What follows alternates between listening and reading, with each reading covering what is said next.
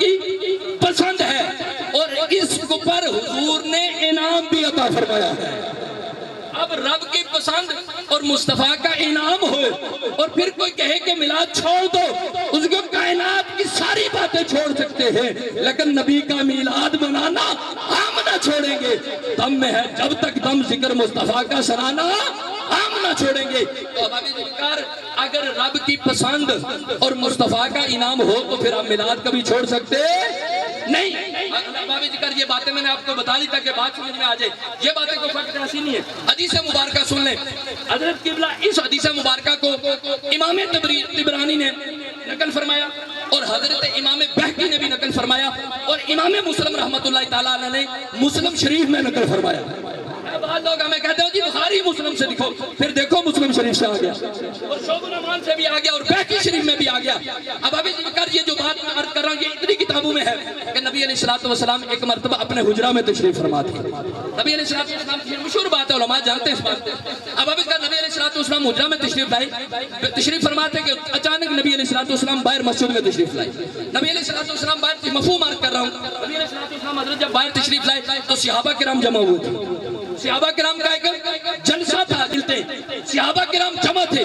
نبی علیہ السلام نے جمع صحابہ کو دیکھ کر فرمایا میرے صحابہ تم یہاں جمع کیوں ہوئے؟ یہاں تمہارا جمع ہونے کا مقصد کیا ہے؟ صحابہ عرض کرنے لگے یا رسول اللہ، یا حبیب اللہ، ہم یہاں جو جمع ہوئے نا وہ اس وجہ سے جمع ہوئے کہ اللہ نے جو ہم پر احسان کیا آپ کی صورت میں، یہ حدیث مبارکہ کے لفظ ہے، فرمایا جو آپ کی صورت میں اللہ نے ہم پر احسان کیا ہم اس پر اللہ کی حمد کرتے ہیں اور رب کا شکر ادا کرتے ہیں۔ جو آپ کی صورت پر میں اللہ نے ہم پر احسان فرمایا اس پر رب کی حمد بھی کر رہے ہیں، رب کا شکر بھی ادا کر رہے ہیں۔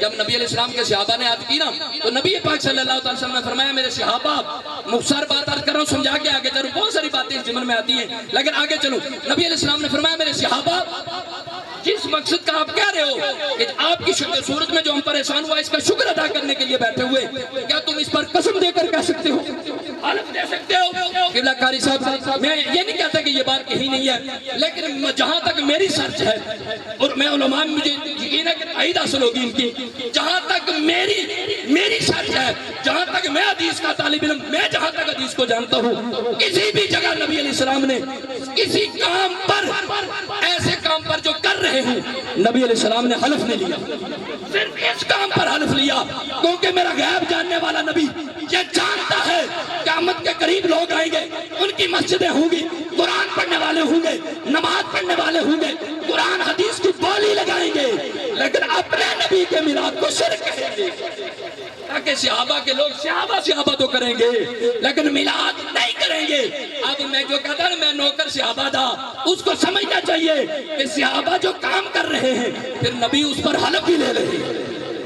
جب نبی علیہ السلام نے حلف کیا میں نے ایک بات کہہ دی کہ کسی اور جگہ نہیں ملتا کہ حضور نے ایسے کسی معاملے پر صحابہ سے حلف لیا ہو، اس معاملے پہ حلف لیا ہے۔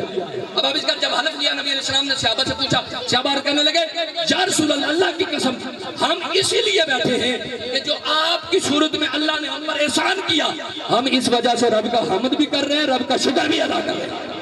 جب نبی علیہ السلام کے صحابہ نے یہ کہا یہ ہو گئی رب اگلی بات، یہ تو حدیث مبارکہ میں نے جو جملے کہے تھے کہ یہ رب کی پسند اور حضور کا اس پر انعام بھی ہے۔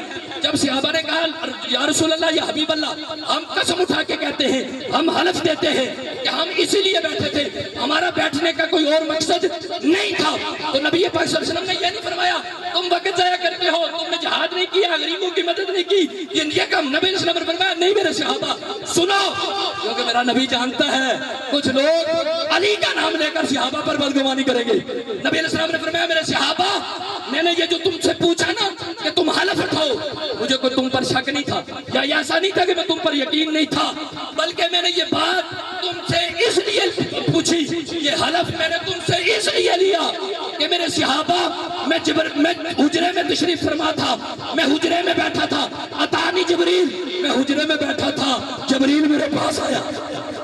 سنو میلاد کرنے والوں کے لیے رب حکم فرماتا ہے اور جبریل لے کر آتا ہے۔ حضرت ارد گرد کر سب نبی علیہ السلام نے فرمایا میرے صحابہ میں حجرے میں تھا کہ اتانی جبریل، میرے پاس جبریل آیا، جبریل عرض کرنے لگا یا رسول اللہ یا حبیب اللہ، رب نے آپ کو یاد فرمایا ہے۔ سلام کے بعد رب یہ فرما رہا ہے کہ پیارے حبیب، پر جو تمہارے غلام بیٹھ کر جو کام کر رہے ہیں نا، یہ کوئی معمولی کام نہیں۔ جب سارے فرشتوں کے سامنے تمہارے اس غلاموں کے اس مجمع پر رب تعالیٰ فرشتوں کے سامنے فخر فرما رہا ہے۔ اب وہ جلسہ کس لیے تھا کہ جو حضور کی صورت میں صحابہ کہتے ہیں ہم پر جو رب نے احسان فرمایا، ہم اس پر رب کی حمد کر رہے تھے، رب کا شکر۔ آج ہم کس لیے بیٹھے ہیں؟ 12 ربیع الاول شریف کس لیے منا رہے ہیں؟ محفل میلاد کس لیے کر رہے ہیں؟ کہ یا رب تیرا شکر ہے جہاں تو نے سب کچھ عطا فرمایا، اپنا پیارا حبیب بھی ہمیں عطا فرمایا۔ اور بعض لوگ بڑی باتیں کہہ دیتے ہو جی نہیں، اور اگلی بات بھی بتا دوں، صحابہ آج لوگ کہتے ہیں جی بڑے بڑے جلسے تو اتنی ٹائم ضائع ہوتا ہے تو فلاں وقت کرتے ہیں۔ سنو، نبی علیہ السلام کے پاک صحابہ، ان کے وقت کتنا قیمتی تھا۔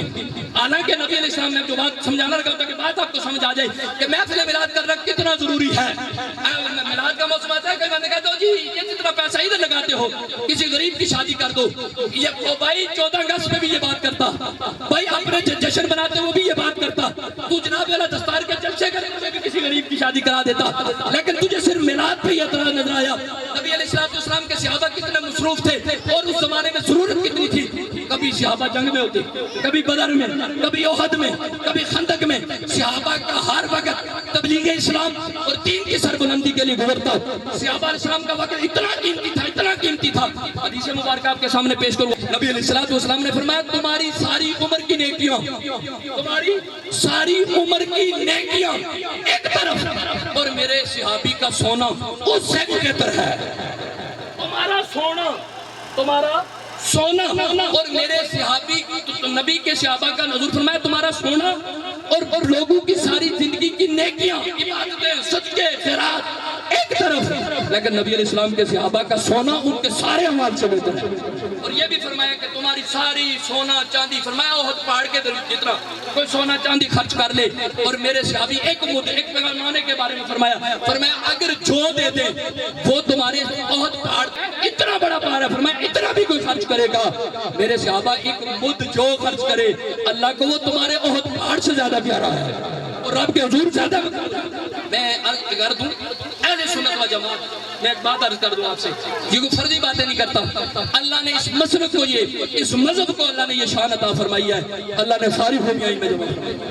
اب بہت لوگ ہیں جو صحابہ کا نام لیتے ہیں لیکن معاذ اللہ اہل بیت پہ انگلیاں اٹھاتے ہیں، اہل بیت پر معاذ اللہ استغفر اللہ میں جملے نہیں کہنا چاہتا، میری زبان جل جائے ایسے جملے کہتے ہوئے، وہ کہتے ہیں نہیں وہ بھی شہزادہ تھا معاذ اللہ، یہ بھی شہزادہ ہے، اور استغفر اللہ حسین کو معاذ اللہ باغی کہتے ہیں۔ صحابہ کا نام لے کر یہ اہل سنت ہے جو صحابہ کا ذکر بھی کرتا ہے۔ مجھ سے پہلے آپ نے اہل بیت کا ذکر سنا، ہماری مجلس میں کیسا وجد تھا علماء پر بھی، کیونکہ ہم ہی ہیں جو صحابہ کا ذکر بھی کرتے ہیں، اہل بیت کا ذکر بھی کرتے ہیں۔ ایک بات میں ہر جگہ کہتا ہوں، آپ بھی بعض لوگ کہتے ہیں یہ سنی بھی علی کو مانتے ہیں، میں نے سنی بھی نہیں، سنی ہی علی کو مانتے ہیں۔